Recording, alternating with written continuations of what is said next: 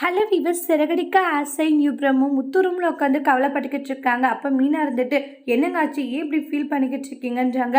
என் அம்மாவே எனக்கு இப்படி எதிரியாக இருப்பாங்கன்னு நினச்சி கூட பார்க்கலன்றாங்க. என்னங்க சொல்லிட்டு இருக்கீங்க, என் அம்மா பண்ணுற ஒவ்வொரு விஷயமும் எனக்கு ரொம்ப ரொம்ப கஷ்டமாக இருக்குது அப்படின்ட்டு ஃபீல் பண்ணிக்கிட்டு இருக்காங்க. அவங்க ஏன் என்னை இந்த அளவுக்கு வந்து பண்ணுறாங்கன்னு எனக்கு ஒன்றுமே புரிய மாட்டேங்குது. தேவையில்லாத எனக்கு கஷ்டத்துக்கு மேலே கஷ்டத்தை கொடுத்துட்டு இருக்காங்கன்னு சொல்லிட்டு ரொம்பவே ஃபீல் பண்ணுறாங்க. நம்மளுடைய வளர்ச்சியை பார்த்து என் அம்மாவை எந்த அளவுக்கு பொறாமப்படுறாங்கன்னு பாரு மீனான்றாங்க. இதெல்லாம் பார்க்கும்போது எனக்கு எவ்வளோ கஷ்டமா இருக்கு தெரியுமா அப்படின்னு சொல்லிட்டு ரொம்பவே கவலைப்பட்டு புலம்பிச்சு இருக்காங்க.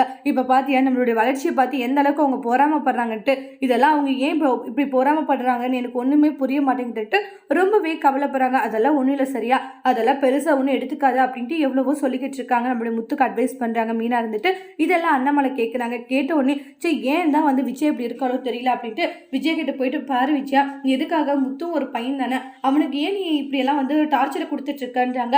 நான் அவனை பையனா பார்த்தா தானே, நான் அவனை பையனாவே பார்க்கலன்றாங்க. போத நிப்பாட்டா, அப்போ என்ன அவனை பெற்றெடுக்கலன்றாங்க. பெற்றெடுத்தா நான் இப்போ வரைக்குமே அவனை ஏண்டா பெற்றோன்னு ஃபீல் பண்ணுறேன், அவன் எனக்கு பையனே இல்லை அப்படின்றத சொல்லிட்டு இருக்காங்க. இதெல்லாம் ஓரமாக இருந்து முத்து கேட்டுட்டு பயங்கரமாக ஃபீல் ஆகுறாங்க. விஜய் சொல்கிற விஷயத்த கேட்டு ரொம்ப வருத்தப்பட ஆரம்பிக்கிறாங்க. அதோட இந்த ப்ரமோவை முடிச்சிருக்காங்க. தேங்க்யூ.